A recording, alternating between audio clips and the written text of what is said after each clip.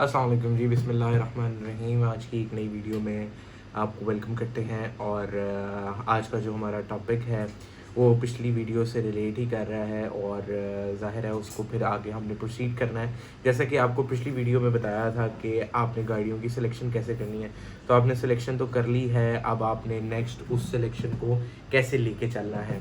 तो उसके लिए जब आपको बताया, आपको थॉरली सारी चीज़ें मैंने ब्रीफ़ की हैं कि आपने जाना है वहाँ पे 300 400 500 प्लस कार्स होनी है, उनमें से किस तरह और कौन कौन सी गाड़ी आपने सेलेक्ट करनी है। ठीक है, अब आपने जो सबसे गौरतलब बात है, अब आपने जो गाड़ियाँ सेलेक्ट कर ली हैं, ऑलमोस्ट आपने 400 500 कार्स में से कोई 20 कार्स या 25 कार्स ऐसी हैं जो आपने अपने बजट के हिसाब से, आपने रीसेल पॉइंट ऑफ व्यू के हिसाब से आपने सेलेक्ट कर ली। अब आपने सेलेक्ट कर ली है, अब सेलेक्ट करने के बाद आपने अब वहाँ पे बिडिंग के लिए बैठ जाना है। आप जो बिडिंग के लिए वहाँ पे बैठ गए हैं, तो अब आपने अपनी जो ज़ाहिर है वो नंबर वाइज गाड़ियाँ वहाँ पे बिडिंग के लिए आती हैं। आपने एक लिस्ट लेके अपना नंबर सेलेक्ट कर लेना, जी ये गाड़ी मैंने सेलेक्ट की है, इसके ऊपर मैंने बिड करनी है। ठीक है, और आपने वो 22 25 कार जितनी भी वट जो जितनी भी आप सेलेक्ट कर सकें, मेरे हिसाब से जो रीसेल पॉइंट ऑफ व्यू से वो एक बजट के अंदर, अगर आपका लिमिटेड सा बजट है तो वो इतनी ही सिलेक्ट होती हैं।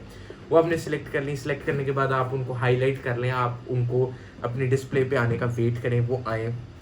जब बिडिंग स्टार्ट हो तो एक बात का आपने ध्यान रखना है कि कुछ लोग हैं जो एक गाड़ी के पीछे ही पड़ जाते हैं कि यार यही गाड़ी है, मैंने यही लेनी है, इसके लिए वो बिडिंग कहाँ से कहाँ ले जाते हैं, उसकी एक्चुअल प्राइस से भी कितनी ऊपर चली जाती है। आपने बिल्कुल ऐसा नहीं करना।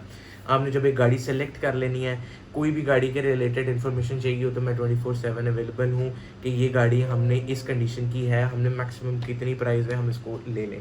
सेकेंडली ये है कि अगर आपने अपनी तरफ से भी एक एग्जम्पशन लगा ली कि फॉर एग्जांपल ये 8500 से बिडिंग स्टार्ट हो रही है इसकी, ठीक है, आप अल्टिमा ही ले लेते हैं, वो 2014-15 मॉडल है, आपने ये एग्जम्प्ट किया है कि मैंने इसको 12,000 से बिफोर ही बिलो ही लेना है या 13,000 से बिलो ही लेना है, मैंने इससे ऊपर नहीं जाना।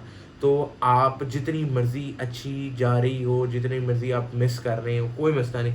आज नहीं ली कल ले लें, कल नहीं ली परसों ले लें, कोई मसला नहीं है। गाड़ियाँ बेशुमार हैं, गाड़ियाँ कहीं ख़त्म नहीं हो रही, लेकिन आप कोशिश करें कि जो आपने माइंड सेट अपना बनाया है कि मैंने इस मार्जिन के अंदर अंदर रहते हुए चीज़ लेनी है, उसी के अंदर रहते हुए लें। अगर बहुत ही ज़्यादा आपको समझ में आ रही है तो एक 500 तक का मार्जिन आप ऊपर नीचे रख लें, लेकिन इस चक्कर के अंदर कि आपने यही गाड़ी लेनी है और आप वो दूसरा बिडिंग कर रहे हैं और आप उसी के चक्कर में आप गाड़ी की 13,000 एक्चुअल प्राइस थी तो आप उसको 16,000 पे ले गए, तो उस गाड़ी का कोई फ़ायदा नहीं है।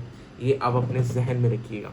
सेकेंडली, आपने गाड़ी सेलेक्ट कर ली, सेलेक्ट करने के बाद अब आपने ऑब्वियसली उसको बिड किया, बिड करके आप लकीली विन कर गए। और विन करने के बाद साथ ही उनका काउंटर होता है, आप उस पर जाएँ।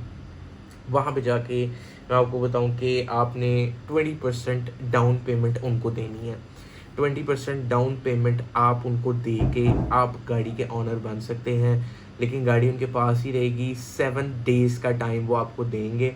7 डेज़ के अंदर अंदर आप उस गाड़ी को कैश दे के रिसीव उनसे कर सकते हैं विद डॉक्यूमेंट्स। ठीक है, अब थर्डली मैं आपको एक बड़ा अच्छा एक पॉइंट बताऊं कि जिसके अंदर आप जो है वो ये लक होती है और आपकी सिलेक्शन होती है, ठीक है, और आपकी एक अच्छी असेसमेंट होती है उस गाड़ी के रिलेटेड। अगर आपने फॉर एग्जांपल को गाड़ी की बिड विन कर ली और मैं आया बाद में या कोई बंदा आया ऐसा बाद में, या आपके पास कोई उस गाड़ी का कस्टमर है और आपने जाके वो गाड़ी विन कर ली, ठीक है, उसकी बिड।